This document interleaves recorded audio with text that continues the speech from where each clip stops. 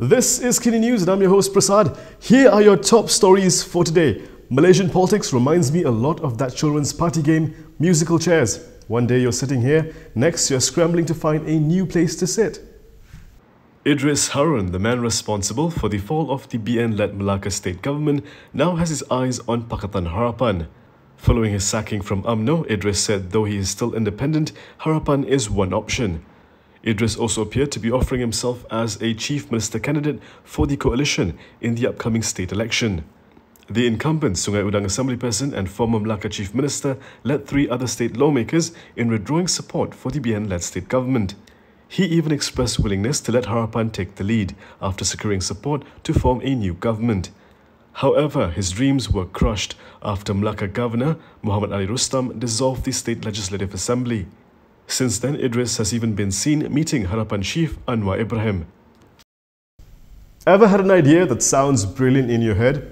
Then you execute it only to realize the idea could have used more thought. Well, that's the case with Shahidan and him sharing his phone number publicly. With the number of potholes in KL, how did he not see this coming? Federal Territories Minister Shahidan Kassim was overwhelmed by calls after sharing his phone number publicly in Parliament yesterday.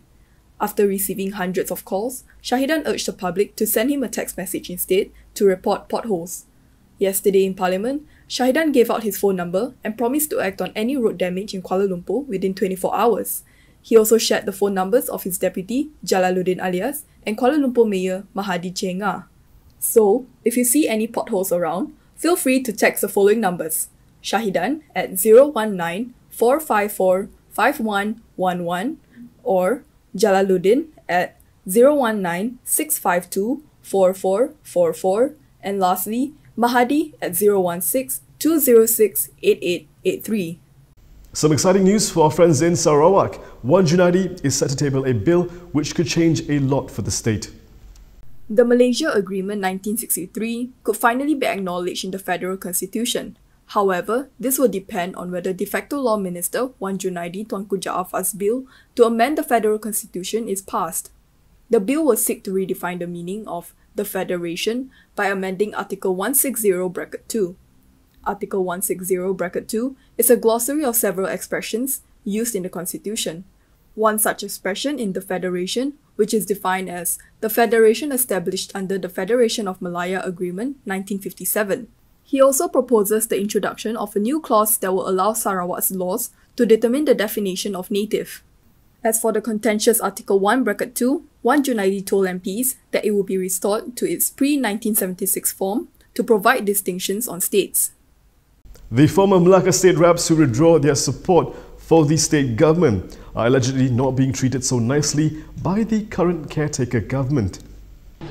Kita juga mendapat laporan daripada penduduk Mantau Wakil Rakyat bagaimana mereka diperlakukan di negeri Melaka. Ya. Mereka sekarang ibarat enemy of the state. Enemies of the state. That's how 2 former Malacca State Assembly members are allegedly being treated after they retracted their support for the BN Perikatan Nasional State Government. This was revealed by PKR Vice President Syamsul Iskandar Mat Akin, referring to Nur Hizam Hassan Bakti and Nur Effendi Ahmad. Syamsul said this at a press conference last night after the two had a meeting with PKR. Jadi kita harap perkara ini akan dapat perhatian.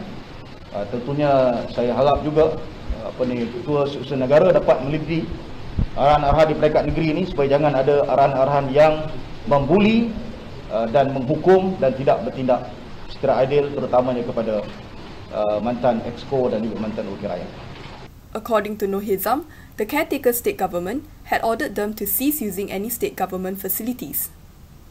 Before we tell you which state has the worst vaccination rate, here's a word from our sponsor.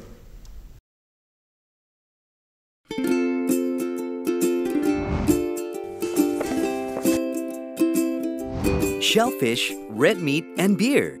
If you love indulging in these foods, you may end up with high uric acid level in your blood. These foods consist high level of purine, a substance that will eventually break down into uric acid and be excreted through our urine. It is recommended that the amount of dietary purines should be kept between 600 to 1000 milligrams per day. Having too much uric acid in your blood can cause attacks of gout. It can also cause kidney stones and blockage in the kidney.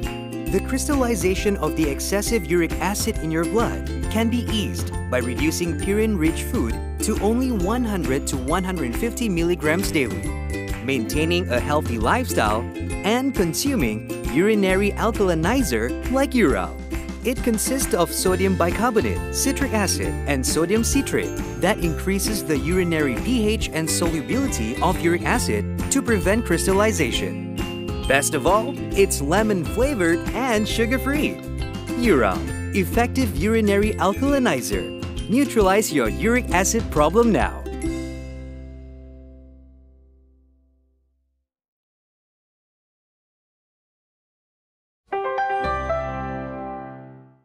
Sabah's vaccination rate is lagging behind as adults have apparently stopped going to vaccination centres in the state.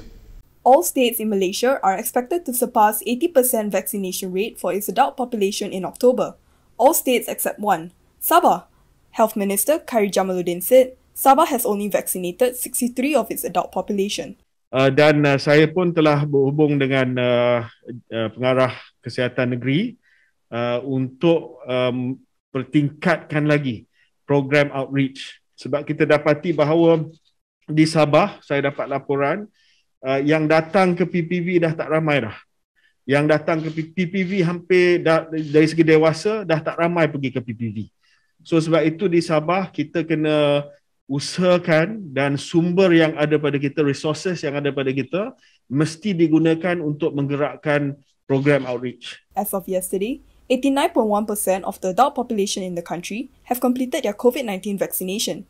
Prime Minister Ismail Sabri Yaakob said interstate travel will resume when 90% of the adult population in Malaysia have been fully vaccinated. COVID-19 is here to stay, so while the government may loosen restrictions, you still have a responsibility to stay safe. Here's how we're doing so far. The Health Ministry today reported 9,751 new COVID-19 cases today. Selangor topped the charts with 1,796 fresh infections, the highest in 8 days, overtaking Sarawak for the first time in 16 days. The Peninsular Malaysia made up 79% of the new cases, while East Malaysia contributed to the remaining 21%. In a separate development, the Health Ministry approved the use of Pfizer's COVID-19 vaccine as a booster dose. Its Director General, Dr. Noor Hisham Abdullah, said the booster shot will be administered at least 6 months after the second dose for adults aged 18 and above. According to Health Minister Khairy Jamaluddin, the government will not make it compulsory for any vaccine recipients to get a booster shot, but highly recommends it. Before I sign out, I just want to give a shout out to Maria Ressa for winning the Nobel Peace Prize, a journalist truly deserving of the honour for all she's done and represents. That is all from me today. For more stories, you can go to KiniTV.com. You can also follow us on Instagram, Twitter, YouTube and Facebook for the latest news updates. If you'd like to support independent media, do consider subscribing to MalaysiaKini.com. I'm Prasad Michael. Thank you for watching.